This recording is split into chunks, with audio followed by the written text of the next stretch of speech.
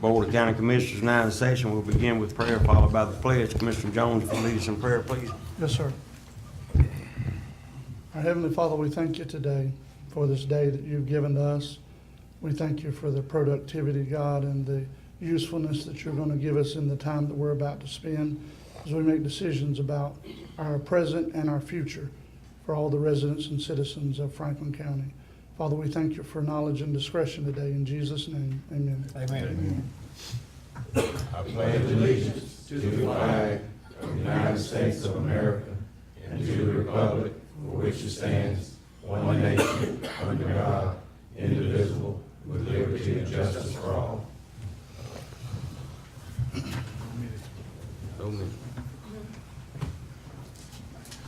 Next on the agenda will be payment of county bills. So moved. Second. We have a motion on the floor by Commissioner Massey, second by Commissioner Lockley. Any further discussion? All those in favor? All opposed? Motion carries. Next on the agenda is public comment. Raise your hand, come forward, state your name for the record.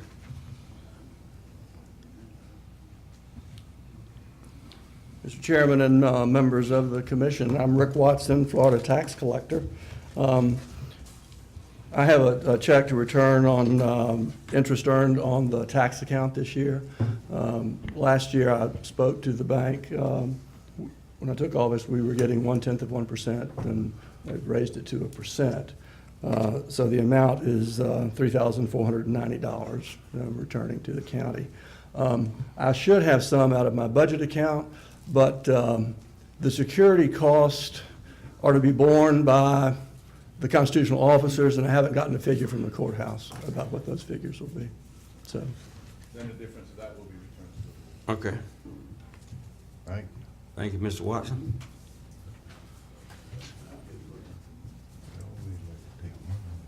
Absolutely. Come on, sir. I'm Mr. Paul Sanders. I'm here to take on this home replacement. And I don't know if I'm supposed to get up here and say anything or not, but the reason I'm here. That's coming up later in the agenda. All right, thank you. Any other public comment? There being no further public comment, next will be the director's report. Mr. Howard Neighbors, Superintendent of Public Works. Good morning, Commissioners. How y'all doing? We just continue on cutting grass, mainly, Commissioners, that never catch up things. So cleaning ditches and all, we've had a lot of rain, especially back toward Carabel, St. George Island on the east end. We got a lot of rain, but everything was raining good. A lot of water was built up to the road, but all the drainage was working, perfect. So Any items for the board for Mr. Howard this morning? I appreciate everything you've done over for us. yeah, Mr. well, Chairman, I got a question, if that's okay. Mr. Howard, just because I don't know,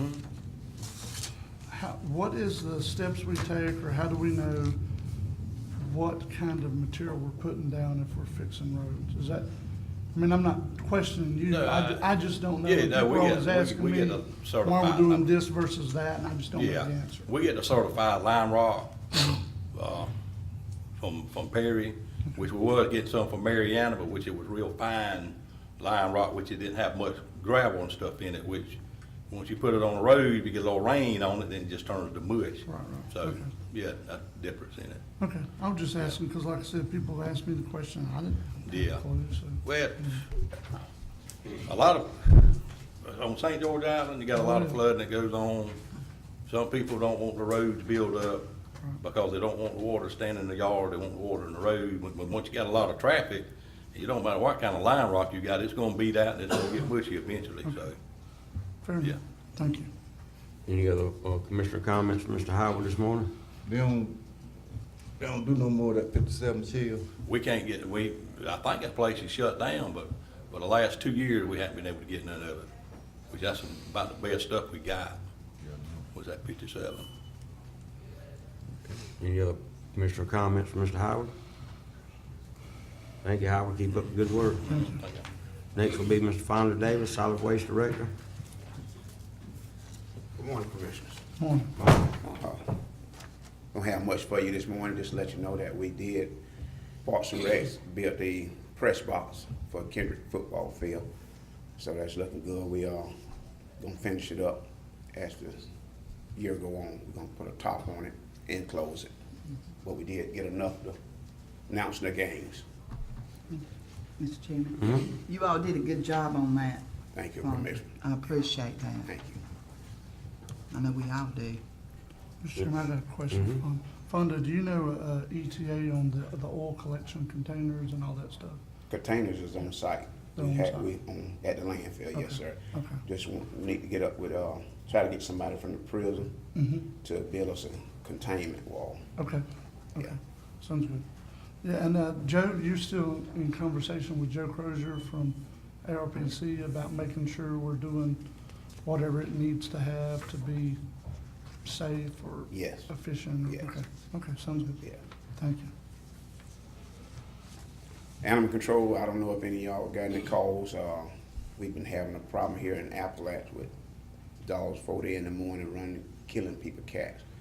Like again, that's 4 in the morning, so we're doing the best we can. We respond when they call in with a complaint. I just want to make you aware of that also. What's going on with that is, they know y'all work from 8 to 5. Right. What they do, they keep them locked up.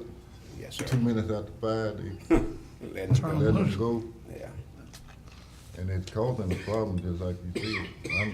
My neighborhood infested with dogs. Right. I don't know, maybe, I don't know what to do about it. Figure out something, put it in motion, figure out something, and bring it back to the board, so what we can do. Okay. You had something, Mike? Yes, I do, Commissioner. Good morning. It's item number 6, top of the second page of my report. And it's an item that was added after Friday, so we will need a request for public comments. Board action to approve a FERDAP grant application for Kendrick Park. The project will add $100,000 splash pad and up to $10,000 in exercise stations along the walking trail. The request will be for $82,500 in grant funds from the state, matched with $27,500 in local funds from the Parks and Recreation budget. The deadline for submitting the application is October 15th. Pleasure of the board. Discussion first. This $10,000 in exercise stations, Yes. we've had that in the past, but they're kinda old because they first came up in about 2000. So that's a good thing, and I'm 100% behind that splash pad. I think that's good. But you all may can be able to get a waiver since we're underneath the economic, critical area of economic concern.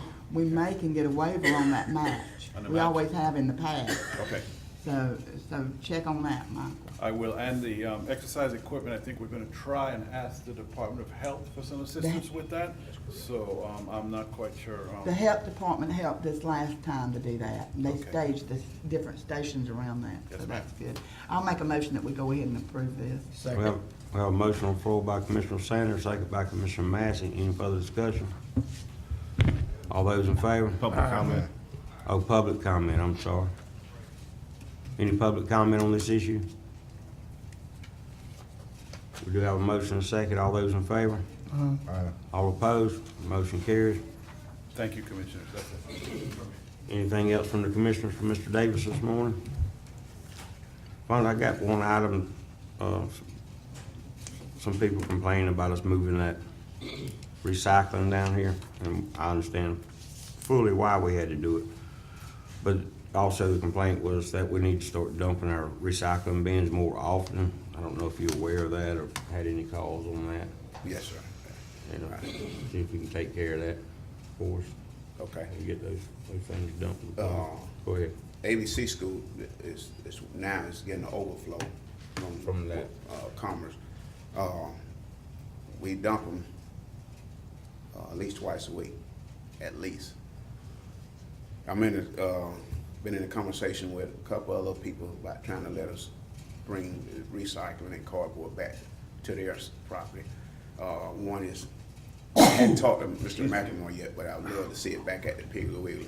We had it there at one time, and we moved it, but it's more visible there.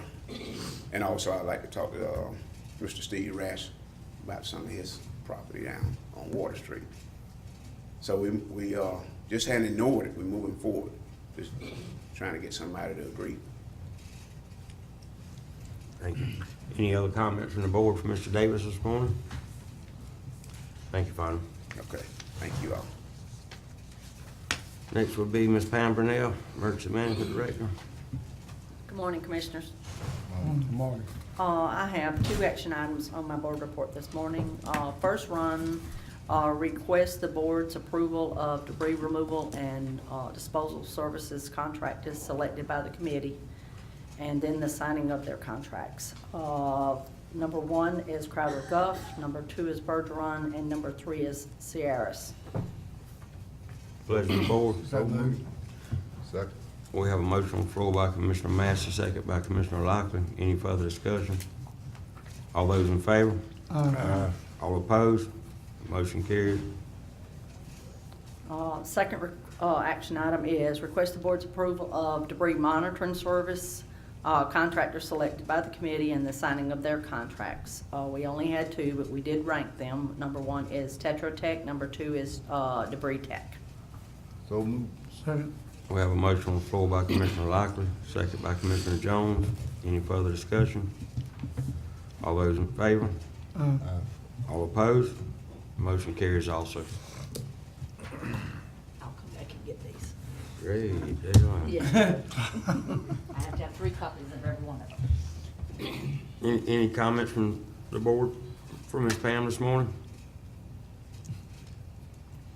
Thank you, Ms. Pam.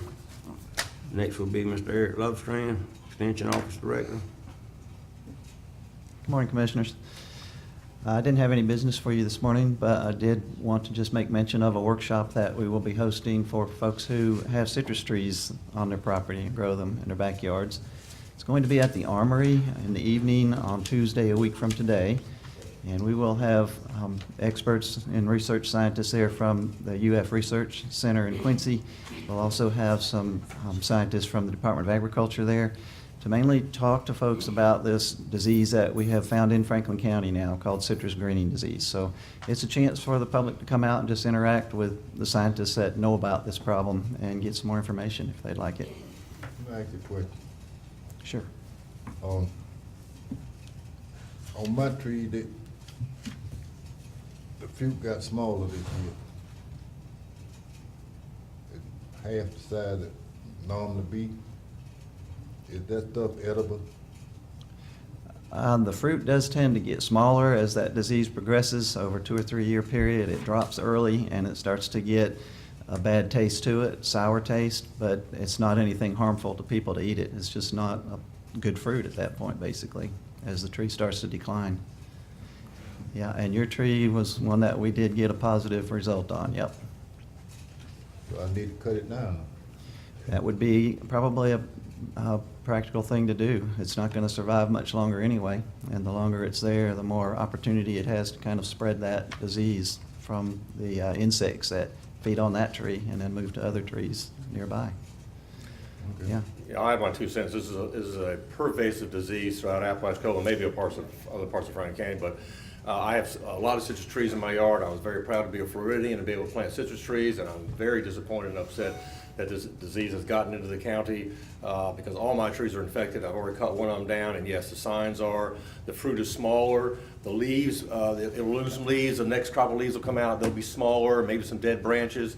It's a systemic disease in the trunk. There's no cure for it, and all you're doing, unfortunately, is allowing the other trees in the areas to get infected. So I've already cut one of my trees down. I painfully did it. It was a 14-year-old citrus tree, and I've got 2 more that I'm going to cut down after this year's crop goes. And then the problem is I'm going to ask to you all, is the soil contaminated? Can I plant another tree there? Let's say we cut all the trees down in Apalachicola. Do we have to wait 5 years before we replant to get rid of the illness, or we don't know yet? That's a question I'll need to ask these folks when they're here, because I know it's pervasive from the roots to the leaves in the plant. I don't know about in the soil, though. So you need to make sure you get that root out of there too. I know, I just thought about it. Yeah. I can say I've got a kumquat tree and that thing's almost as high as that. But I don't have no citrus greening. But in town, I have noticed the citrus greening because the tree's dead looking. Yeah, otherwise healthy trees, you know, that have been productive for years start to decline rapidly. I noticed, thinking about it, I noticed that tree, the one tree I'm talking about on 67 there, the first year, like, part of it looked like it was dead, and then the next year, another part of it, now the whole thing was dead. Right. And they sour. Uh-huh. And you can put all the fertilizer on you want, it doesn't do any good. Well, let me ask you a question. Is it, if I cut them down, they don't need to plant nothing till y'all give a clearance? Well, you can bring in clean rootstock, budstock trees that have come from facilities that have produced them in an environment where they're not infected. But, you know, if that disease is on a neighbor's tree and a bug flies across to your yard, you can get it. So it's a matter of, it would be a better situation to take out and replace trees and do that as a management situation to try to manage the disease and keep it from spreading as rapidly. So that is one thing that the growers are doing in Central and South Florida, where they're really trying to manage this disease and still produce citrus in large acreages. They replace trees regularly. Ain't got nothing to kill it. Not yet. Well, they have found some things that kill it, but nothing that's practical to apply on a large scale, nothing that's practical for homeowners to do on trees in their backyards generally. So Commissioner, they're still working on it. They're spending lots of money researching this disease still to try to find something that works. I mean, it's one of the vectors that carries from tree is an insect, and one of the things that, and I say this, correct me if I'm wrong, will inhibit this is a nice cold freeze. We need a series of cold winters to help knock these bugs back, and we haven't had that in years, and that's part of the problem. It got pretty cold last year here, Yeah, but it was a but, very short. right, it wasn't enough because I'm finding live psyllid nymphs on trees. Well, I had to go to the IGA. Well, it's so, let me just make one more statement about the citrus industry of Florida. It's so bad that the state of Florida no longer is the leading citrus producer like we all knew it as children. Most of the citrus you see in the IGA now is coming out of Argentina and South America. The state of Florida citrus industry is in sharp decline. I mean, they're fighting it, but it is, we're producing 60% less oranges in Florida than we did in the 60s. That's It's a correct. major problem. They sent it over here. Any other comments from Mr. Eric while he's here from the board? Thank you, Eric. Thank you, Commissioners.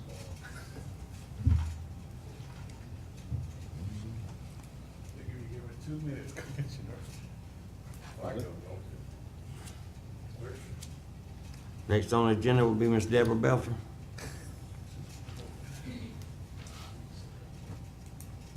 Talk about timing, huh? It's like real-time manufacturing.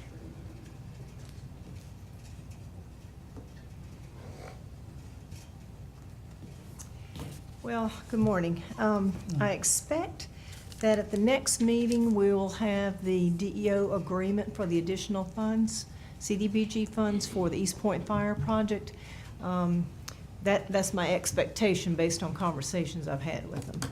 They were thinking they might have had it by now, but it just isn't happening. So what I do have for you today is the draft of a supplemental policy, I guess you'd say, for the CDBG program to allow the board to do rental housing assistance with CDBG funds. And I'm only presenting this because of the shortage of affordable rental housing in the county. And this doesn't guarantee that anybody would receive the assistance, but it allows you the option of doing this. And I wrote it sort of as a policy that could be used in other situations similar to this. It is not intended to be used with regular CDBG funds because I know you want to make that just homeowners. And so what this would do is allow you to repair or replace mobile homes when you have a disaster declaration, either locally, state, or federal, and you're getting supplemental funds for that type of project. When will that start? I'm sorry?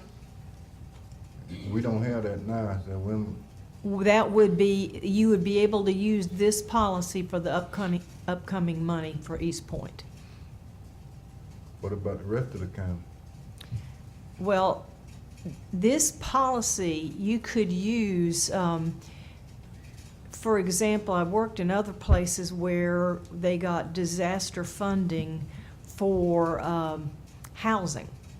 And it was like hurricane related, and it was, and those kind of allocations, what the state has done in the past is they've made those kind of grants for countywide, rather than just to a city or county unincorporated area.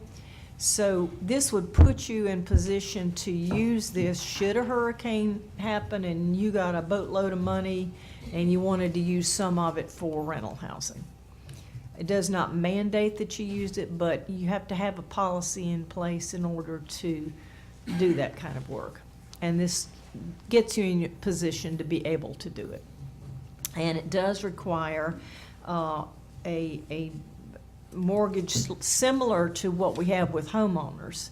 But homeowners, the deal is that they have to continue ownership and occupancy for a period of time. This, the time periods in here match up with what you've already adopted for the homeowners as far as the number of years based on the amount of money that they got. But instead of home ownership and occupancy, the deal is that they rent to income eligible tenants at a rate that does not exceed the published rate for one of the HUD programs for rental housing. That sounds good. What else? I guess my question would be, I know the people need it in the Eastern, I voted for to help them and everything. But at the same time, we had other people out there who needed it, and we put them on the back burner.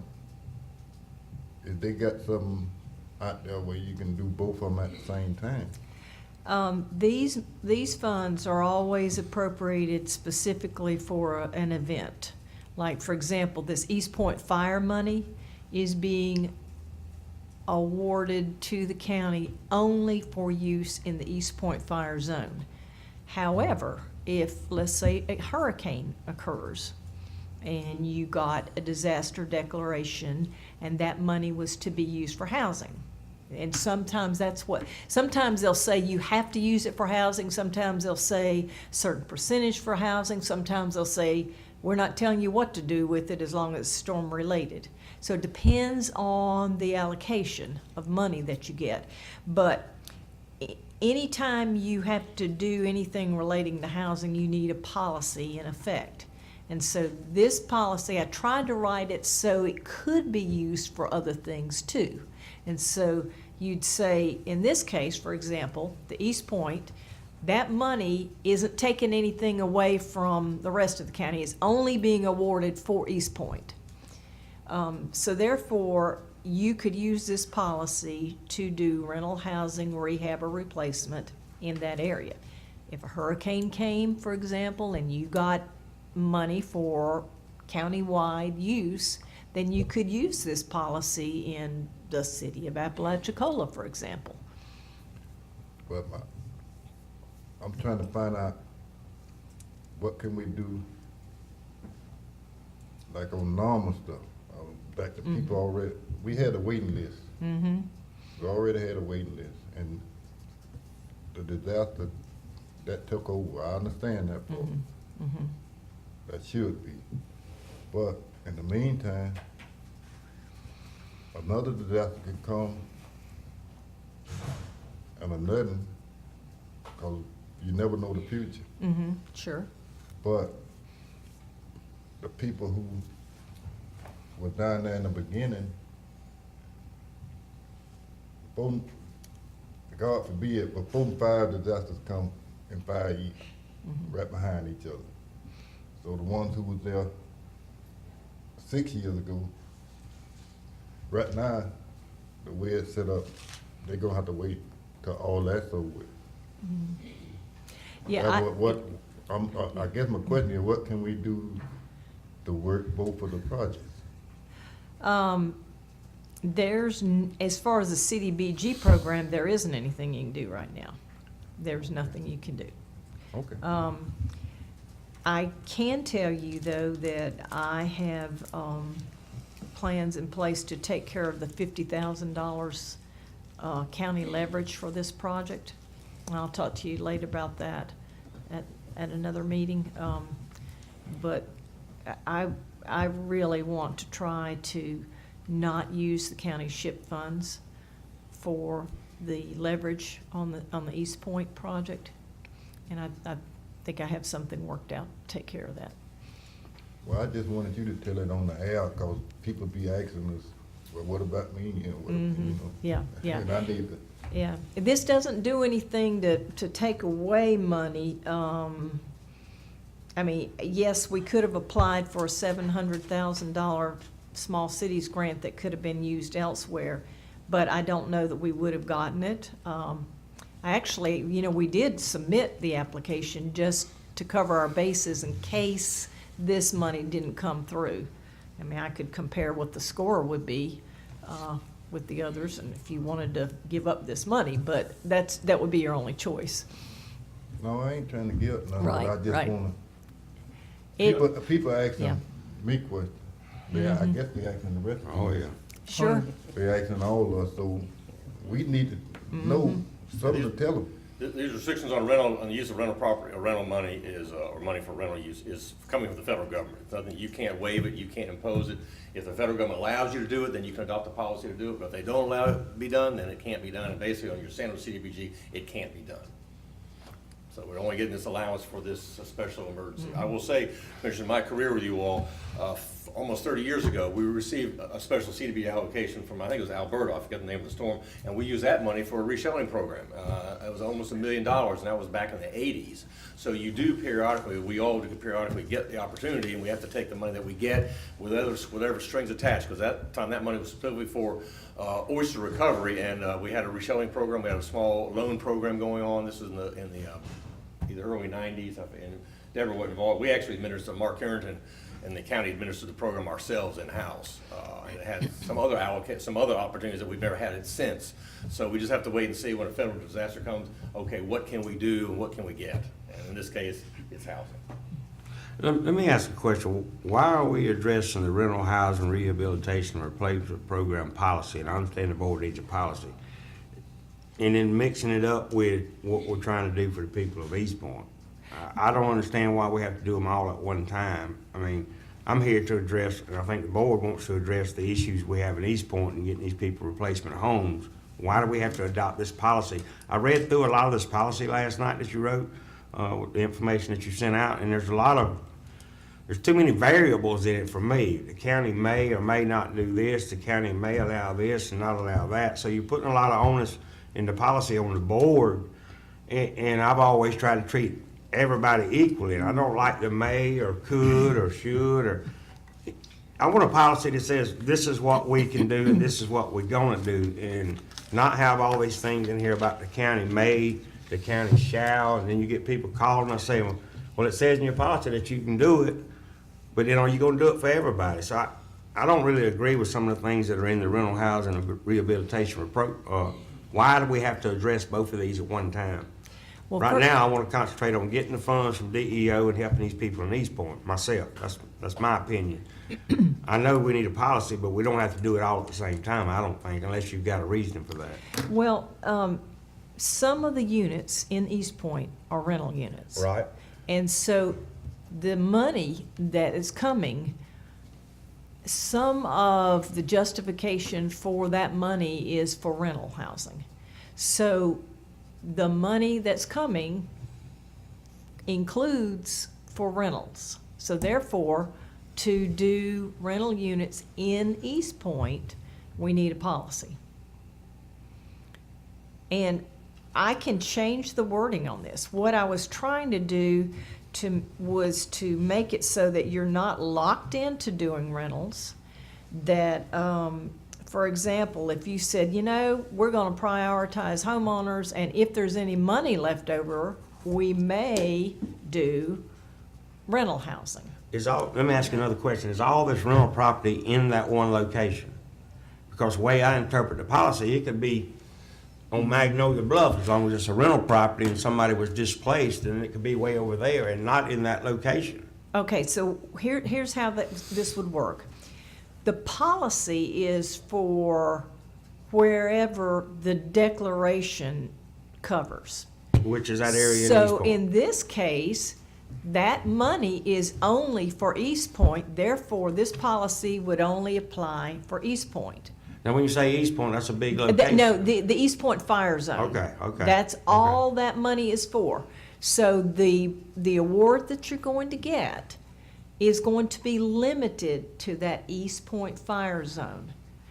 I was just trying to, and I can rewrite this to say this is only for the East Point Fire Zone. Yeah, I can because do that. when you read it, it could be interpreted that there's monies available and anybody that owns a piece of property can apply to have a home put on it and then turn around and rent the home out.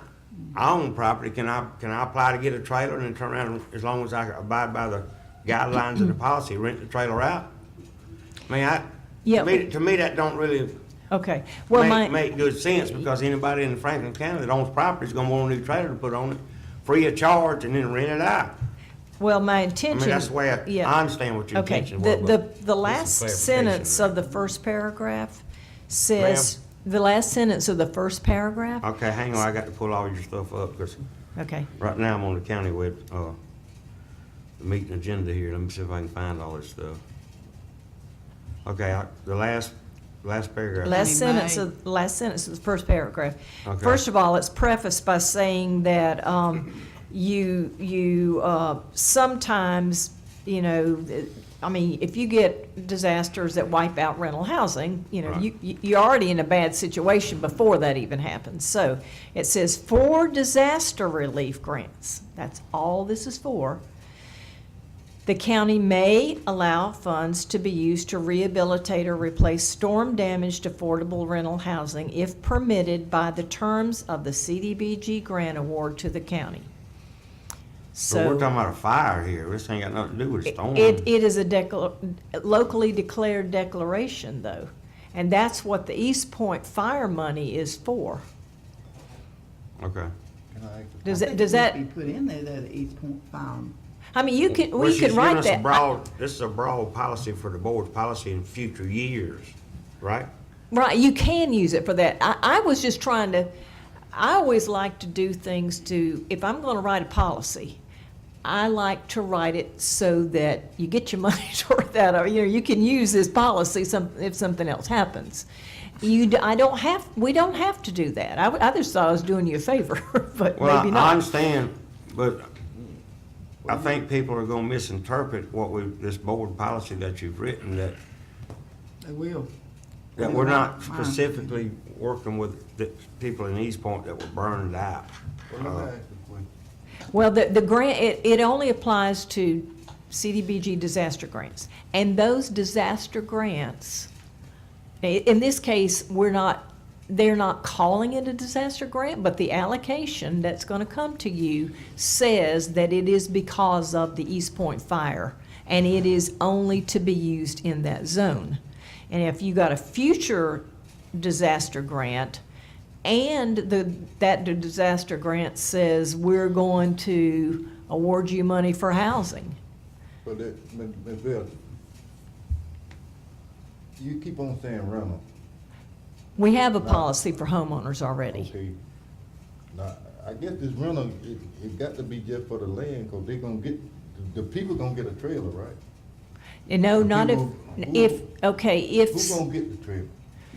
the owner of the land usually. Now, there are some situations where I believe they're going to allow people who can show that they owned a mobile home Right. and had it on someone else's land to get a mobile home. Okay. Now, what and you we mean? will get to that when that happens. I mean, I will bring those situations to you to see if you want to consider those to be homeowners, if they can show that they actually owned a mobile home, not an RV, not living in a shed, but an actual mobile home. And I can bring those to you on a case-by-case basis.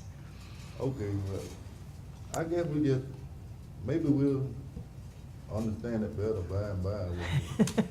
I can, listen, if you want me to just scrap this whole policy, and No, just I say ain't that gonna this do is that. only for the East Point Fire, I will write it any way you want me to, as long as it's legal. I just think it's becoming, it'll become, you know, when you read on down, you're talking about building houses. I don't think there was but one house destroyed by the fire. Now, we're gonna do mobile homes for East Point, But the policy says, so right? these people are gonna read this and they're gonna say, well, I don't want no trailer, I wanna build a house. And I think if you build some of these people a house, you're gonna be setting them up for failure because you gotta maintain insurance on it, you gotta pay the taxes on it, flood insurance. And I think you're gonna set them up for failure. Well, again, this is. But these people that are reading your policy, Deborah, I know what you're saying, Okay. but when some people read this policy, they're gonna assume that, no, I don't get a trailer, I want a house. I mean, and it's all incorporated into this policy, and I understand the policy is for anything in the future and all this, I understand that. But when somebody reads this, I don't know that they gonna understand that. You see what I'm saying? Yeah, okay. So I don't know how to address it. I know the board needs a policy for future disasters or whatever. But Well, you need one for the East this particular Point, instance, too. I think you need a smaller policy Okay. to address this issue. All right. And then if we want to do a policy in the future, I'm not saying throw this away. I'm not saying your policy is bad. What I'm saying is it can be misinterpreted by some individuals that read it, and they're gonna misinterpret what this actual money is that we're getting to help them replace these mobile homes that were burned up. If you had a house burned up, then I could say, you know, their home burned up. Mobile home is their home too, but I'm just saying, it's gonna, and then all these mays and shalls that the county can and can't do. I like when you put will. Well, see, that's why I was trying to not make you locked into doing rentals Well- like, for example, if, I think I had something in here, saying that you know, you're gonna prioritize, like on page 4, I don't know if your page breaks are the same. Selection of rental property owner occupants to assist may initially be on a first application completed, approved, and served basis, subject to availability of funds when homeowner assistance is to be provided and prioritized over rental assistance. I mean, but listen, if you want me to make this specifically for East Point Fire, I will scrap any mention of houses. We will, other than a rehab of a house. I mean, because, you know, I think there was like one house that was a rental that was, you know, damaged. Anyway, we can make it whatever you want it to be and say that we will only provide mobile homes. There's only a few rentals, and I have not talked to the owners because I couldn't talk to them about something that you don't have a policy to do. I just think the It's policy cart needs to be. before the horse kind of thing? The policy needs to be more condensed and Okay. address the geographic location that we're gonna use these funds for. Because I think this bigger policy, when you're talking about stick built and $95 a square foot and it goes down to $40 a square, all this is too cumbersome for the average person to really understand what we're doing with this money for these people in East Point that need a new mobile home put on the site where they can live. Now, I understand the rental issue too, but I just think this policy is going to become too cumbersome for everybody to understand. This is what we're doing with this money in this location, and I don't know how to explain Okay. it no better than that. I mean, All I right. just- Did you meet with the people and explain it to them? Not yet, owners? because we don't have a policy. No, yeah, I couldn't, And I don't talk see to how you're them. gonna I couldn't- explain all this right. to these people. I couldn't make them an offer on, well, I could explain to them that, okay, the county would has they a policy, and as it applies to East Point, you could get, you know, X number of dollars. Well, It's for and rentals, and but- according to what we're saying, in East Point, your homeowners, the ones that actually own their land, own something they were living in, that to me is gonna take priority over rental assistance. It is, and even in here, Yeah. it says you can, you know, you can do that. Yeah, but it needs to be in there to where the people can read it and understand it. I mean, if we're having a hard time reading it, you know, the folks out there that don't have anything to do with anything. like Because that. it don't, some of this stuff don't actually apply to apply what to we're them. dealing with. I know it applies across the county in future disasters. I'm not saying that we can't adopt this in the future, But with what we're trying to accomplish today, it needs to be more simple. It needs to clearly state what we're gonna do, and don't put in there the county may or may not do. You're the administrator. You know how the funds can be used, and I expect you to make those determinations and not bring them and make it a political issue between this one lives in my district and all of this, and have them call the board members to make exceptions. But when you start making exceptions, you gotta make those exceptions for everybody. So come up with a concise policy to address the East Point Lime Rock wildfire, Okay, so that everybody knows this is what applies to what we're dealing with today. And Okay. only those people And that was only affected. that. all right. The I'll do rental it. thing can be in there, but make it shorter, concise, to the point, where anybody that reads it can understand this is what happened, because all this other stuff is gonna get convoluted and confused about what we can and can't do, and what we are gonna do and not gonna do, and not put the onus on the commissioners up here to come back and make, determinations on each and every instance of trying to help these people. I mean, Okay, that's- I will come, Now, that's my opinion, that's I'll not do the a board's Plan B. opinion. I'll do a Plan B. How's Well, that? That's my opinion, that's not the board's opinion. My opinion is about the same, because I want to help the people who got burned out. Right, and that's what this That's was my planned to intention. be, but, you know, okay. It's too cumbersome. But, Okay, uh, I but, got you. know, William, this your district, right? Yeah, What you think? I think we should go that route because there's a lot of people not understanding what's going on right now with it. You know, when you throw all this out there, Yeah. 20 I got- pages worth of stuff, and 6. Yeah, 'cause I read it last night. It got me confused who is gonna get a trailer and where they're going to go to with they're it. gonna be confused. Yeah, Okay, Get ready for your phone to If we're burn. confused, they're gonna be Mr. Chairman. Yes. If I because the way we could, got it right now, somebody in Carabel could get a trailer. no, no, I mean, no. if you look and No. don't understand it. Well, yeah, if you don't That's what understand, I'm a saying. lot of people can misunderstand anything you do. But this policy says it is for what is awarded according to the terms of the But when grant. you start talking about building these houses and all, don't apply over there. There's maybe one house got burnt, the rest of them are mobile homes. Yeah, I They're know. gonna think they can go get, we don't want no trailer, we want a house. Yeah, okay, all right. So you I need to will- make it I will. more simple. Ricky, you had, I'm sorry. yeah, I do. First off, I'm very thankful we're even having this conversation this morning, because that means we're close to actually getting money that's actually gonna help the residents that were affected by the fire. And that, to me, is a really good thing. I do agree with what the commissioners are saying. I came in on the tail end of the last CDBG award, so I wasn't in the discussion when everything was being said of how it was gonna be. But I do remember this board not liking the way some of the decisions were done and wanted to, had something to say about it, but you were going by what was set. So, yeah, I'm glad that we're having this conversation today, so everybody's on the same page, we all know what we're after, because at the end of the day, whether, and this is the only thing I will weigh in, it might be a little bit different than what's been said here this morning. At the end of the day, whether I owned a piece of property and it was my mobile home on it that got burned, or Michael owned the land and I owned the trailer and I was renting the land from Michael, I think there needs to be a way where rentals aren't at the back of the bus just because they're rentals. That's just me. Everybody else might not agree Yeah, with but I that. got a young man that's got a piece of No. property he's buying. His trailer got burned on it. I want him to understand where he can get his trailer put on it, know what I'm saying? He's got a piece of property he's buying, he's got it, and he And I needs to think get- I know who you're talking, if you're talking about an East Point, I think I know who you're talking about, Yeah. yeah. But anyway, that was my 2 cents on what's going on here. Question, Commissioners. Deborah, so you said something about, okay, so let me understand. So the actual ownership of the trailer goes to the landlord, Correct, and the renter has to be income qualified? yes. Okay, I have a problem with that. That's gonna be a big- That's a red flag. I mean, I not have a problem.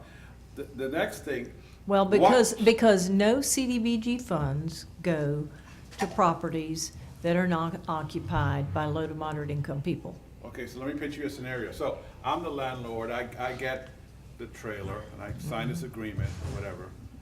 And the person that was living there who was displaced by the fire does not qualify to rent from me for the trailer. Can I then rent to anybody I want to?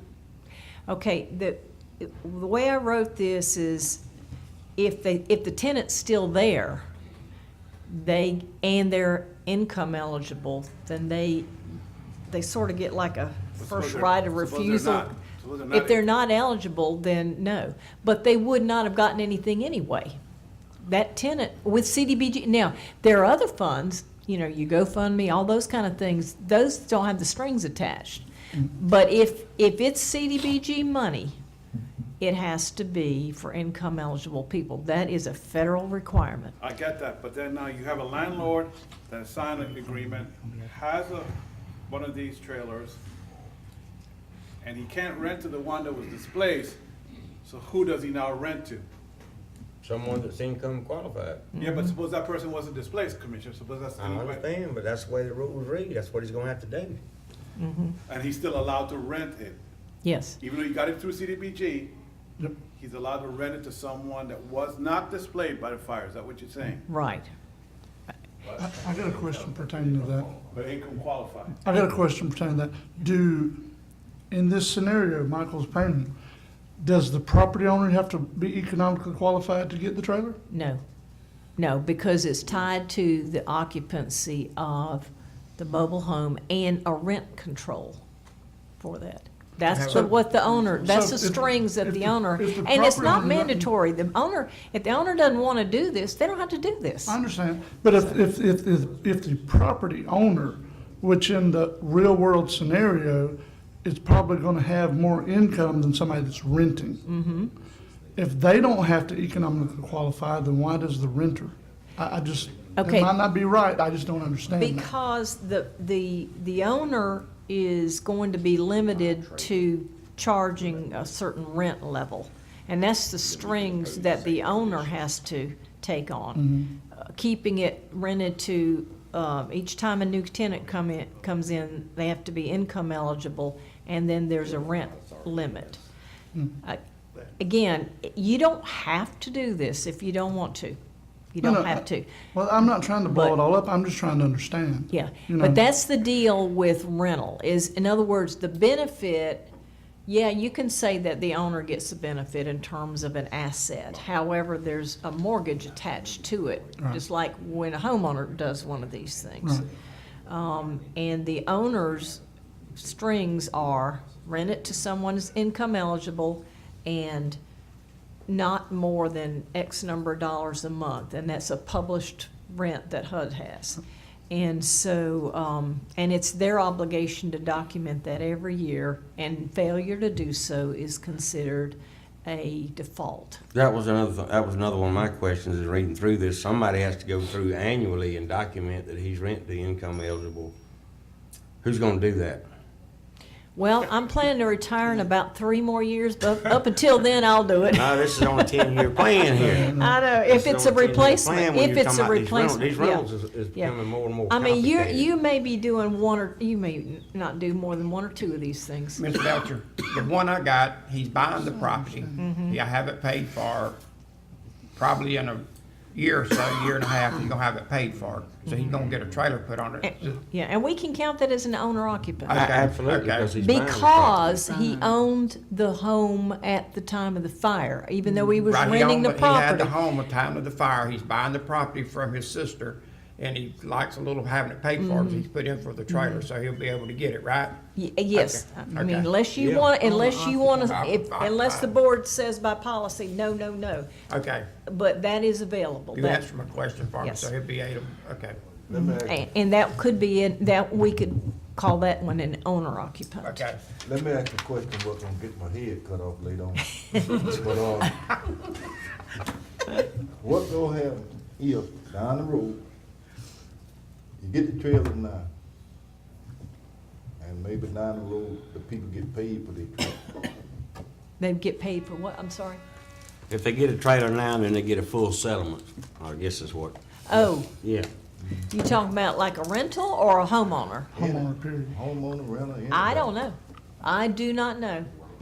I don't know, see, I don't know how the terms of that would be. For example, if there's a settlement, you're talking legal actions and who knows? But they can't claim But- a, but some but if they get a new settlement- trailer or whatever, then they can't claim that they lost this and now they need to be Right. compensated for it because they've already got it. Right, so- I'm not an attorney either, Yeah, but I don't know can if see they'll- that scenario yeah, working Yeah, out. I don't know if they're gonna subtract out the value of what they Absolutely received. they are.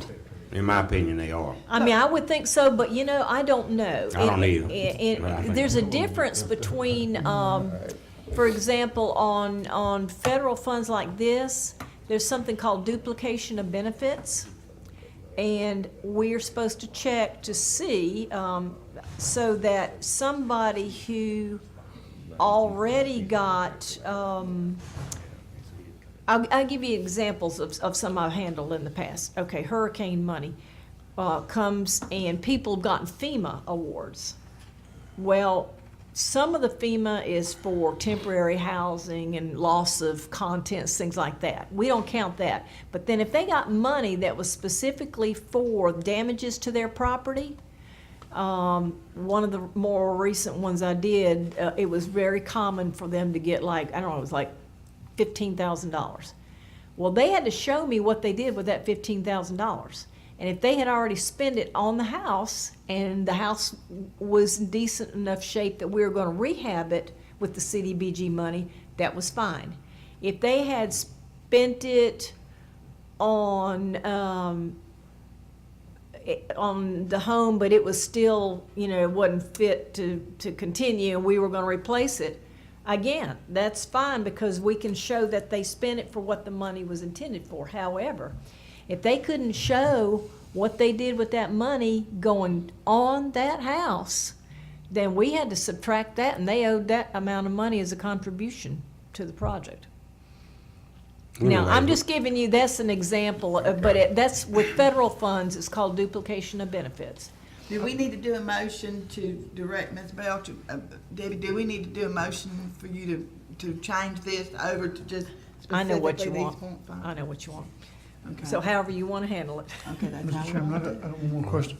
Ms. Deborah, at some point in the next 2 weeks, if I'd like to meet with you one-on-one, or maybe meet you and Michael Morone, because I still have some questions about the issue we're talking about, and I realize you might not be, in other words, ready to answer all that today. There's been a lot of questions, Okay. but I would like to meet with you one-on-one and talk to you about that. All right. And are you, just so I'll know what you're wanting to know, I'm is this still rental or concerned- homeowners? I'm still Or both? concerned over how if I own the property and the house, I qualify, that's it. But if I just own the property and I'm trying to get a trailer and Michael's gonna rent it, I don't have to qualify at all, Michael's gotta qualify. Right. That, I just don't understand that, and maybe it's just me, but I don't know how the property owner goes from having to qualify if they're the one living in it, but if they're the one directly benefiting from it and they're gonna rent it out, they don't have to qualify for nothing, the person renting it does. I just don't understand that. Yes, so. well, the idea is that the benefit is having a good rental home available at an affordable price that an owner would not have as much incentive to do if he didn't have that I money. understand that. I guess here's my scenario. Let me paint this picture for you. So under the way this is written, if we're gonna do it that way and it's written out that way, I'm not living there anymore, I'm renting. No. That way I don't have to qualify. I just well- gotta find somebody to rent to qualify. I mean, I'm just telling you, that would be my move as a property owner. I wouldn't be living there, nobody be renting it, so I ain't gotta qualify, I'm getting a trailer. That's what I mean, that's what I'm saying. I just don't understand how it can qualify one way, and I know we might not be able to hash it out here, so. If I owned a piece of property and I Right. lived there, and my trailer burned, and you're telling me I got to economically qualify, Yes. but if I rent it out to somebody that qualifies, I don't have to qualify. I'm no longer living there, I'm renting it, so But I own no, a trailer. no, but then you would not be occupying it, because if you're not income eligible, how are you gonna rent from yourself if you're not income eligible? Well, That's you've what told we're us, saying. you told us the You income can't. eligibility goes to whoever's renting it. If I move and buy a piece of something somewhere else, now I can rent it, I don't have to qualify to get a trailer. You see what he's saying? He's saying instead of trying to live there, have to I'm just qualify, saying, Yeah. you have a to think landlord, about who everything. live somewhere else That's and what rent we're his trailer. talking from about. Right, them. right. I think that's what he's getting at. Let me ask, do we have a list of how many people might not qualify because of income? The income You mean guidelines? as, for The ones that were displaced. Have- Just- who Displaced who period, are not already, renters, who are just- already homeowners, do you Yes, mean? yes, yes. Just a two or three, maybe? I mean, very few, What very about the few. ones that were renting, that weren't, that have claimed they were renters, but? She probably doesn't know. you I 'cause she know, can't talk to I you. know one off the top of my head. I'm not saying that I know everybody's situation, but I know one off the That's top. something we She have to can't work talk to on them too, without commissioners. I policies. feel we need to figure out how many when I qualify under this CDBG funding, because, you know, in conferring with the attorney, that's why we were having the donation money set back for, to help those that could not Right. be helped through this program. Mm-hmm. But we need to know, we need to start, we're coming closer to the end here, so we need to kind of have a handle on this as to what. I think we ought to have a workshop or something in the evening Sounds good to to me. go through all this stuff. I know Commissioner Jones requested to meet with her, but we all got to understand what Oh, we're yeah. doing. Because we have to answer questions. Yeah, and A ton of and you them. may have the answer, but the rest of us may not. So it sounds like to me that we need to have a workshop one evening and go through this stuff and formulate the policy and give Okay. you better direction as to, and work through some of these issues rather than tying up this board meeting all morning this morning. I mean, we could go on for another 2 hours Yeah. trying to answer these questions, and we're just delaying the board meeting at this point. So you got, Well, just a question of clarification on the timing of the workshop. You had mentioned earlier in your presentation at the beginning that you're expecting perhaps to have the CDBG grant agreement to the board at the next board meeting, which is That gonna be was what I October was 18th. told, yes. Well, I understand Yeah, it's yeah. not a guarantee. Does this policy have to be in place before the board acts on that CDBG grant? No, but DEO wanted all the kinds of things that would need to be in place in fact, Patrick Howard, who's your rep, he and I were talking about this last week, and he said, why don't you go ahead and get a rental policy ready? And I said, okay. So, and I understand that, but all of this that you brought us this morning don't necessarily pertain It to does not. Okay, Lime okay. wildfire. All right, So I that was wanna my mistake simplify in that. in Have a thinking. rental policy for that Okay. particular geographic area, so that it's simpler and more concise, and Yeah. and if we need to have a workshop between now and then to get this done. okay. And it or doesn't. can we sign this? You can second sign it and part of adopt this this thing? later. You know, Huh? Okay. you don't have to have the rental policy in place to have the grant activated. It's just, you know, we're just trying to do the things that we could do ahead of time, that's all. Basically, this is just like a HUD rental agreement. Yes, sir. In some ways. I mean, you know, there's different versions of that, but that's, yes. Yeah. Is there anything we need to do today to keep this thing moving from No, sir. moving forward? No, nothing mandatory for today. Okay, so can we set a workshop? Mhm. I mean, it's a pleasure of the board. Can we set a workshop to go through this stuff between now and the next 2 weeks so we can get this done? And we can't vote on it, but we can vote on it in the next meeting, but we gotta get it done between now and then. Okay, yeah, and again, it's not mandatory that you have everything in place by the time the grant, because when you get it, I think you're still gonna have to send it back and then they sign it. Right. But, you know, I mean, we're just trying to get things ready so that when the money comes in, we can get rolling, that's all. I think we need a workshop or something, because we're gonna get met in the stores and on the streets. Okay, And when them And you people go to asking us questions, they're gonna be fired up. And sure. And you kinda understand, Deborah, what we're talking about when we said make this thing shorter and smaller and more condensed where people can understand it when they read it. So you can go ahead and start working on that Yeah. and present it to us at this workshop, and then if we wanna tweak something here or there, we can do that. So we're pretty much on our way. There's still a lot of questions probably that need to be asked. How about next meeting, 1:30, on the 16th, the afternoon of 16th, 1:30? Well, we want to get this done on the 16th, Michael. Well, she said we don't, She expects to bring us a contract next.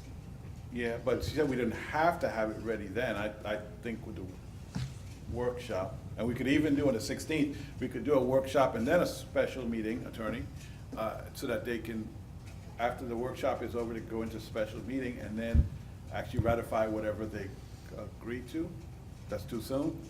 No, that would be doable, but it said the board pleasure, if the board wants to have the workshop and the policy in place before the 16th, I mean, certainly you can do that, but Ms. Belcher has said it's not necessary to have that in place before you act on the CDBG grant agreement.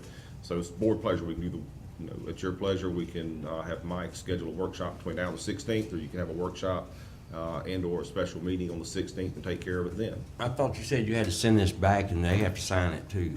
No, the grant agreement. Oh, the grant agreement. Yeah, yes, yeah. Now, we will have to give DEO the policy, the adopted policy to bless. We will have to do that. But because the vast majority of these are gonna be owner occupied anyway, We can start moving on that. yeah, we can do that, yeah. It's just, that I was just trying to get the things that we could get done ahead of time done so that when the money comes in, I'm not having to wait around for things. That's all. I guess, So if we did a workshop at the evening of the 16th, then Michael, then we could actually, we'll have a workshop, but then we can actually ratify it at the first meeting in November. Is that what you're at? That or on the 6th, after the workshop, we go into a special meeting and you ratify it right then. It's up to the board, you know, either which way. But if November 1st, think we can wait until, well, not November 1st, November 6th, I think. That's It's correct. November 6th. Yes, Okay. Which is election day. yes. I need to ask a question. Retirement date. I won't be. Granddaughter's birthday. No, that's- Jesus. Is the board gonna meet on election day? That's why I mean, I I wasn't kinda wanna sure handle with everything being on a the polling 16th. place. Okay. I'd prefer to handle everything on the 16th. On the 16th in the Yes. afternoon. We got too many questions on here. Right after I have lunch. another one though. Is there any way we can move that meeting to the 5th? Friday? No, Monday. instead of Tuesday, election day. Oh, okay. I know there's a lot of questions being Now I have to asked. check, so before you, when the board considers that, I gotta check with the court, Okay. see if they have any Well, court please, schedule. please do. I will. Well, this won't hold the people up from getting their house. No, we'll do that at the next meeting. No, yeah, we're only talking about rentals in this. Now, it's my understanding, unless you direct me otherwise, that we will use the existing policy for homeowners in the East Point fire, knowing that the money is only available for East Point. But you don't need a new policy for that, unless you tell me, specific things you want to change, in which case, hey, it's a free-for-all, you can throw that at me too, and I will talk about that and do that at the next meeting too. I mean, whatever, it's, We're not it's- trying to throw things No, at you. no, Mr. serious, Edwards. no, We're just I trying mean, to your understand. ideas, throw your ideas of whatever we need to do. I work for you, and I try to be the go-between between you and DEO and the citizens wherever I can, and check all the boxes. In the meantime, try to figure out how many rentals we got over there. Okay. Well, and see, that's. So we'll know what we're Yeah, that's talking the- about. That's the important part, because it's like you said, some of those folks are not gonna, qualify for the CDBG. So that's where we're gonna have to use the funds, the Lamont Fire funds, to help them, those folks. That's right. So, And it's I don't confusing. think there were a lot of renters who were not income eligible. I don't think that's gonna be, but now, see, some of them have probably moved on anyway, and some of the renter owners might not even be interested. I don't know. And I'm sort of at a disadvantage, because I can't talk to them too much, because the board hasn't said we're even gonna do rentals. So it's like, that what comes first, chicken, egg kind of deal. Well, let's chicken on out of here. All right. Well. Let's we make a gotta- motion for. You need a A motion? workshop at least, Okay, I'll make a motion to that effect on the 1:30 on the 16th. on the 16th. Okay. We have a motion on the floor by Commissioner Sanders, second by Commissioner Massey, have to hold this workshop to work out some of these details. Any further discussion? All those in favor? All opposed? That motion carries. And Miss Debbie, you got a gentleman back there behind you that's wanting to speak to you, so y'all can take it out there and Okay, speak to you about it. all right. Thank To you, be ma'am. continued. Thank you. Thank you. Next on the agenda is Ms. Marcia Johnson, Clerk of Court. No report this morning. Next will be Mr. Allen Pierce. Okay, let me just go to something Michael, maybe I'm helping solve the problem, maybe not. So I just asked the judge about courtroom activities for the 5th, Monday the 5th, and this courtroom is available. The issue may have been that you were thinking the county commission meeting might run so long that you wouldn't be available for the canvassing board. You have to, both Monday and Tuesday, the canvassing board meets at 3 o'clock in the afternoon. Right. So you just have to be there at 3. But the county commission meeting, you can have it either day, but traditionally the election day meeting is very, very short. You pay the bills and you're out of here by 10 o'clock. I mean, Okay. but it's up to you all. I mean, you can My have it first either time. day. It's my Mike, first you rodeo. hearing this conversation? Yes, sir. It's my first rodeo, sir. I was just trying to November do whatever was 6th should be a best. short meeting. Yes, sir. I didn't know you were talking, so I wanted to make sure you heard the comment. Either, Pardon? No, I understand, but he might have been asking about that. no, I know that, Yeah. It was always a short I know that meeting. he's running for the election. I know what it's like to stand there and do that on that Tuesday. So, I'm just trying to be helpful. And Michael, you heard the chairman's emphasis on short meeting. I was just reflecting the comments that were being made. Real short. Just an idea. It doesn't have to be my way. Thank you. Okay, ready? All right, so I have a fairly lengthy report. I guess the older I get, the more words I think of. So anyway, I apologize, but some of these items just take discussion. First item is consortium update. Inform the board that I had a lengthy phone call with Mr. Craig Diamond of the Balmoral Group Consultants of the Consortium, and this is now a statement. By the time of the meeting, the state expenditure plan of the SCP might be approved. It was approved on September 27th. Commissioner Sanders knows more about it than I do, but I did receive a letter which you all have attached from the Gulf Council, or the Restore Council, they call it, approving the state plan. So the Restore Council is an aggregation of 5 states affected by BP, Florida being one, 6 federal agencies responsible for the federal recovery of the Gulf of Mexico. The Restore Council has the final approval of the SCP, so we know they've done that. The Restore Council will also be the authorizing entity for any funds that come to projects in the SCP. As projects are developed, the consortium will be making requests for reimbursement to Restore Council, and it is ultimately the Restore Council that will release funds. And just to remind the board, while the Restore Council has control over some $300 million in funds, the individual counties will only get their share of the principal, which in the case of all counties in Florida is some $11 million. All interest generated by unspent funds stays with the U.S. Treasury. No additional funds are going to come to the consortium or to the counties. Mr. Diamond called to discuss how much support Franklin County will need in implementing its SCP project, as the consortium is the connection between the Restore Council and every county getting its money. The consortium is not going away until all the SCP funds are spent. And as I think Commissioner Sanders, you said that's 15 years. So commissioners, you all will have a consortium and have a member and have meetings for the next 15 years. And consortium consultants are apparently going to have a job for the next 15 years.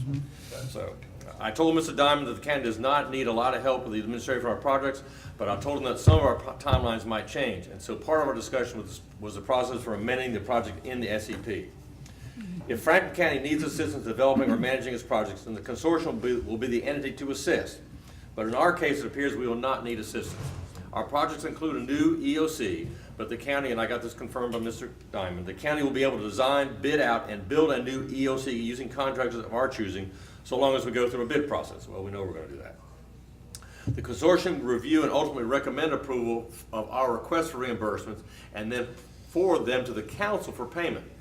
When it comes to dredging the East Point Channel and the 2 Mile Channel, I told Mr. Diamond that this time the U.S. Corps of Engineers would be the managing consultant. He said that was fine, but if any SCP funds were used in the project, then the consortium would still have to review the reimbursement request, recommend approval, and then forward them on to the Restore Council for ultimate payment. Regarding the oyster recovery project, I said that we are waiting for plans and ideas to be clarified by both the state and local interests, so it is impossible to say what role, if any, the consortium would have. We concluded with the phone call about the process for modifying our projects in the SCP. He said that they are working on the process, so that it is a little uncertain right now, but he said all counties have already said an amendment process will be needed. I explained that if, for example, the U.S. Army Corps of Engineers informed the county that they were ready to start dredging the East Point Channel in 2019, but their budget was $1 million short for construction, the county might delay construction of the EOC because we wanted to use that $1 million to keep the East Point Channel moving forward. He said that kind of moving of projects around should be no problem. Al, real quick. Yes, sir. Now, all through what you just read, you're talking about reimbursement. Yes. Reimbursement. Yes. So that means the county has to spend this money and then Yes. apply for reimbursement? Yes. Well, what about the counties like us that ain't got no bunch of money to be spending on stuff, Uh-huh. and then And see applying that- for reimbursement. See, the bigger counties are hoping for that. I mean, the other counties that's ready to get their projects online. Commissioner Jones, you were there. You saw it happening. So this- They're ready. So like this $1 million, you're saying we might have to help the Corps do the East Point Channel. Where are we gonna get $1 million, and how long is it gonna take to put that money back? Well, first of all, Craig, I asked Craig that question, and of course, I mean, he doesn't know where our money is. Now, the money for the East Point Channel, maybe hopefully it wouldn't be all at one time, you know, because the contractor works and you pay. He said the reimbursements are planned to come back. He said the consortium at this point has gotten money within 48 hours from the council. So it's a very short term. Okay. Well, that's a little bit different. I just hope it happens like that. Yeah. Because small, like us, we don't have no bunch of money to be putting out for stuff. Right. Well, And then and, pray that we get a reimbursement, or is it 3 years like FEMA to get reimbursed? I mean, we're gonna be No, in it's real intended to be, trouble. I mean, he said 48 hours, and they're turning around very fast. Once the Okay. consortium approves the money, because the plan is already there. I guess we'll figure it out. Whenever somebody starts getting some money, we'll find out how long it takes them to get their money back. well, they've been saying, you know, as far as the consortium pot, it's gonna be April or May before you see anything. Okay. Is what they've been saying. And the thing that really concerns me is you've got these larger counties who has more staff, who has more ability to get things done. They're ready to get out there. And I mean, they were really pushing it the other day, and kind of, some of us was kind of holding back, but, I mean, you know, you got some of the counties that's got like $100 million worth of projects, but the funding's only like this, but the project money's like that. And so, you know, where does that go? And see, like Grover Robinson said a while back, that Escambia County's not ready to go. Well, Franklin County may not be ready to go. So what happens, you get passed over, and then those other counties get their projects started early, and then you're falling back to the back of the line. Monroe County's been ready. Yeah, and so, and two, an important thing, November 29th, I think, is the next consortium meeting. That is a very important meeting. When y'all do your reorganization at the second meeting in November, y'all make sure that this person is ready to hit the ground going. And if I can help brief anybody, I'll do that. But this is we're at a critical time in this for the county. And I'm telling you, gonna have to not miss none of those meetings, because that's how fast it goes. Because critical is, remember, and Commissioner Sanders, what she didn't say, but I'll say for her, is that there are 26 counties in the consortium. 23. 8 of us are up here all hung together, but 16 are all down there hanging together. And democracy rules, so those 16 might decide, which are generally bigger than we are, they might say, hey, you know, we're gonna vote to spend the money a certain way. So, yeah, it's Well, and gonna be a battleground. you got 5 of us, that were the original consortium members, as they call them, directors. And you got 5 of us original 8 counties that their representatives are changing over. So we wanna make sure that they're ahead of that learning curve, so you'll know what to talk about and voting on, so. All right, item number 2, East Point dredging update. Inform the board that last week I spoke with Mr. Whalen, Registrar of the U.S. Army Corps of Engineers, Panama City office, and he says the Corps has received $2 million in the upcoming year, which is now this year, October 1, to dredge the East Point Channel. For reasons I will explain below, he believes the cost will be somewhat higher, which is why I think it's going to be necessary for the board to consider moving the East Point Channel ahead of the new EOC in the SEP. This is the current status of the East Point Channel. The U.S. Army Corps of Engineers has a permit to dredge the channel and dispose of materials on the water side of the breakwater.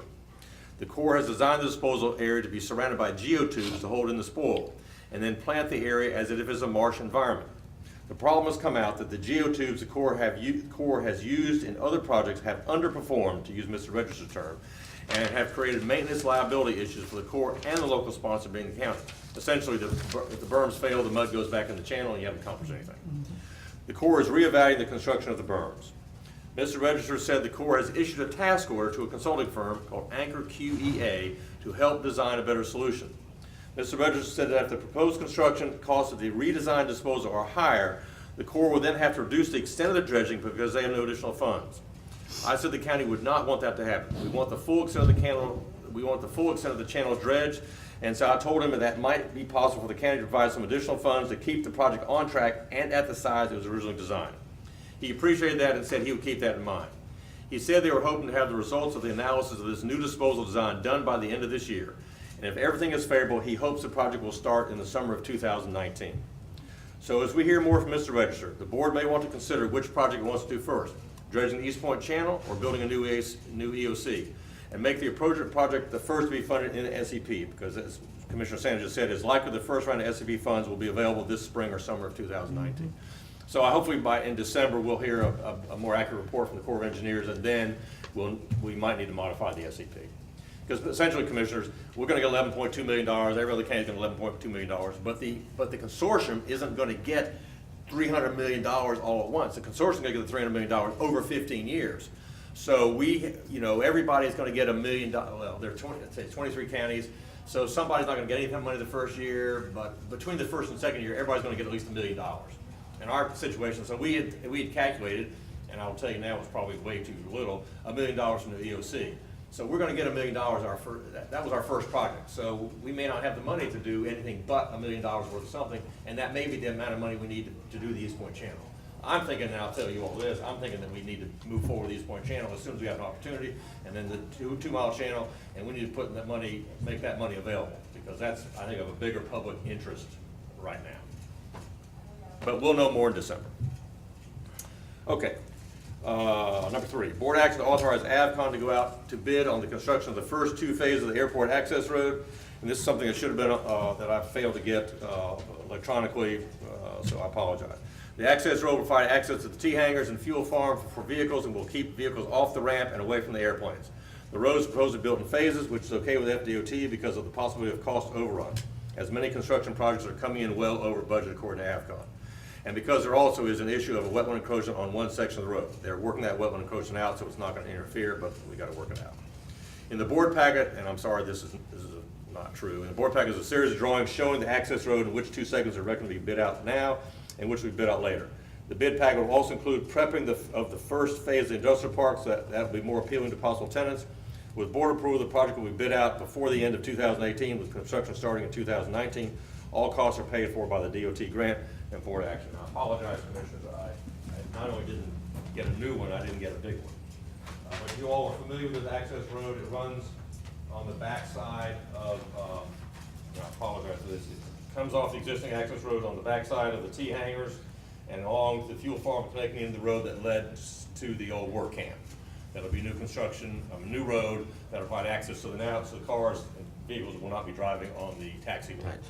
And I recommend we move forward. So in the design phase, there's a little bit of an encroachment issue in this center area here, so we're gonna actually build this first section, section 1 from that road, and section 2 from that road, and then when we finish out the wetland encroachment, we'll connect the 2.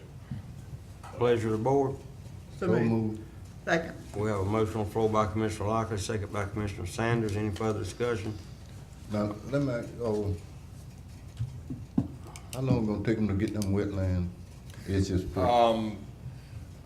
Those are the wetlands in section 2, and that's why we're not rushing to do that part right now. Well, section 2 being the middle section, so we're doing 1 and 3. So we're gonna go to the 2 ends, and then once we get the wetlands work out, then I'll come back to the board to get that phase. When do you think they'd have that worked out, time you do phase 1 and Yes. phase That's what we're 3? aiming for. Yes. We should have phase 2 worked out and just connect them together. You sure we ain't gonna do them front and back and then they come up and tell us we can't put nothing in them wetlands? No, that's not, all indications are we're gonna get something here, we just gotta work it out. I mean, the worst case scenario, Commissioner, I don't even wanna say this, is that even if that happens, you would have public access to everything, so nobody you still solve the problem of getting people off of the tarmac. Even if that fails somehow, you could still come in from the work camp or from here and keep all the vehicles off of the paved road and develop your industrial park. They get crazy about them wetlands. I know, but they're not high quality weapons.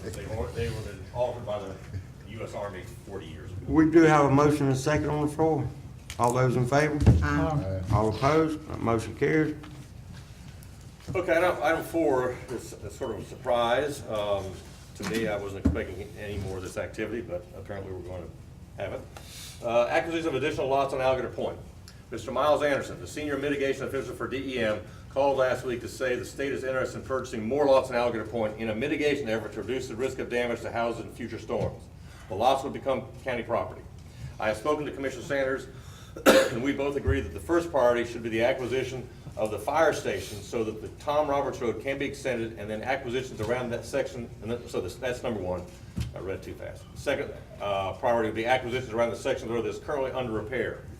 Mr. Anderson said acquisitions are on a voluntary basis. The state does not engage in condemnation. So two things have to happen. Excuse me. The seller has to want to sell the property, and then the price has to be one the state will accept. Mr. Anderson says he understands the county's priorities, but he has one very willing seller that he wants to close on first, and then he and I would look at he and I will look at a map of the point and agree on a strategy for other acquisitions. On the first acquisition, no county tax dollars will go to the seller, as the first acquisition would be the last lot the Capital City owns on the point, and the lot is part of the parcel of land the county has already purchased from Capital City. So I would ask board action to begin this process so that we can have access with state support to buy other land on Alligator Point. Pleasure of the board. I'm gonna make a motion to approve, but I'm gonna discuss some of it. We have a motion on the floor by Commissioner Sanders, second by Commissioner Jones. Discussion? Yeah, one thing I want to discuss is, this is gonna be the final lot in Yes. Capital City. Yes. Because, you know, thank God we've got it done through grants and monies and everything other than the county's money. But Capital City has been a thorn in the side of the county for a long number of years. So I am finally glad to see that last lot is one that they are anxiously wanting to sell. They are. And two, the thing about it is about the firehouse. The firehouse, as you all know, is part of the summer camp plan that we did many years ago, was that when the first land started being purchased at summer camp, then they donated, St. Joe Company donated the land for the fire department to have a fire station up there on 98 for the St. Teresa Alligator Point area, so this is a good thing. So if they would be willing, then they would probably have their money there to be able to build what they need to build there. So I would hope that y'all, who's gonna engage it, Miles Anderson? Yeah. Okay. I would hope that you would coach him on to do that, because that's a good thing. Right. That would help the people out. 'cause And this that's- came out of the blue. I mean, Yeah. Well, you know, when I came on board many years ago, we were working, you had begun working on My Blue Heaven. And everybody that's been here for any certain, you don't even know about it, do you? That's how long ago it's been. But that was the first acquisition of the land from the state. So. and that was on the south side of the road. Yeah, and that was the south side. We don't have no south side. There is no south side anymore. So, no, not no more. So, you know, as it go, I'm glad the state is looking for acquisitions into that, because it is becoming a barrier island.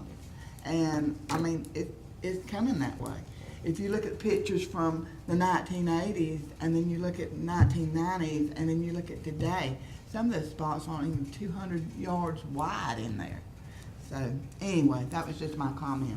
We do have a motion and a second on the floor. Yes, Mr. Chairman, clarification. How is this being structured? Is the state buying the land and deeding it to the county, or are they giving us the money and we're buying it? I don't know. I can't tell you that. I mean, ultimately, I think we'll end up having not a CDB, but I forget the name of the grant program. I think we'll be the applicant like we did last time. Right. But the way Miles approached me as if they already have the terms and everything worked out, and that they're gonna buy it and they'll just give us the deed. But they had to have, the state of Florida can't own the land. So we ultimately would own the land. So we want to make sure we would accept the deed. Is this the property right next to Paul Parker on the Yes, east? that lot there, yes. That's that lot next to Paul Parker. Yeah, that's an excellent parcel. Yes, yeah. We do have a motion and a second on the floor. All those in favor? All opposed? That motion carries. Okay. Last item, board action confirmed the county will provide $14,000 worth of in-kind services to Ball Point State Park, which will be consistent with the terms of the easement granted in 2013. Attached an email that I drafted as a result of a teleconference I had on Friday, September 21st. The other steps in the email that I said the county would take are items that have already been done, or requirements of work on state land, or recommendation by the Park Service. And actually, I have confirmation back from the state park that my email meets all their requirements. So if the board is, and actually I say we need board action, I'll defer to the attorney. The $14,000 was that figure was in the easement when we signed it. So I don't know we need separate board action to do something we already agreed to. It doesn't hurt to do it a second time, but it's not necessary. It's already in the agreement. Okay.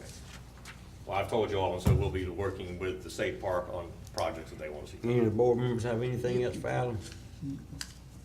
Board recess 5 minutes. Got some coffee? Yeah.